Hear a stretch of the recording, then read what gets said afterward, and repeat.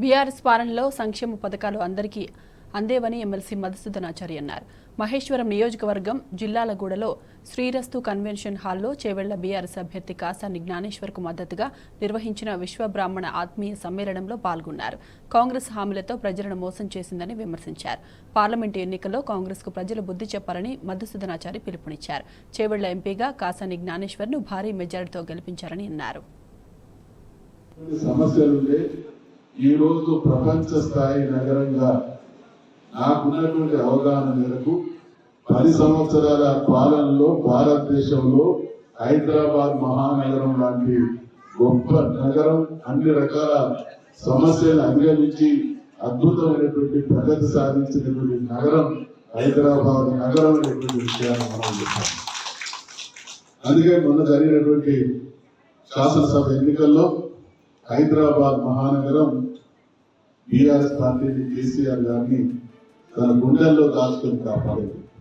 ఈ విషయంలో హైదరాబాద్ ప్రజలకు నేను కూడా శిరస్సు వంచి వారికి ధన్యవాదాలు, అభినందనలు తెలియజేస్తున్నాను. మొన్న జరిగినటువంటి శాసనసభ ఎన్నికల్లో ఏ తీర్పునైతే ఈ ప్రాంతాన్ని ఇవ్వడం జరిగిందో అది పునరావృతం కావాలి.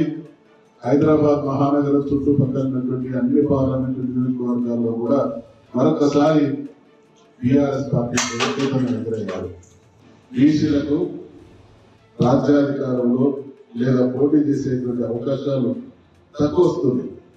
ఎందుకు తక్కువ వస్తుంది అంటే ఒక రకంగా మనం ఆ స్థాయికి చేరుకోలేక, లేదా ఈ బీసీ వర్గాల వాళ్ళకు వచ్చినప్పుడు చాలా సందర్భాల్లో గెలవడం కూడా కష్టమవుతాం.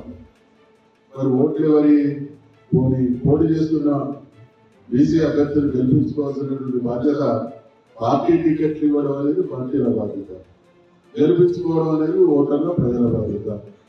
బీసీ వర్గానికి సంబంధించినటువంటి వ్యక్తికి టికెట్ వచ్చినప్పుడు 50% పైగా ఉన్నటువంటి బీసీని కనుక ఓటు వేస్తే వేరే పార్టీలు గెలుస్తాయా?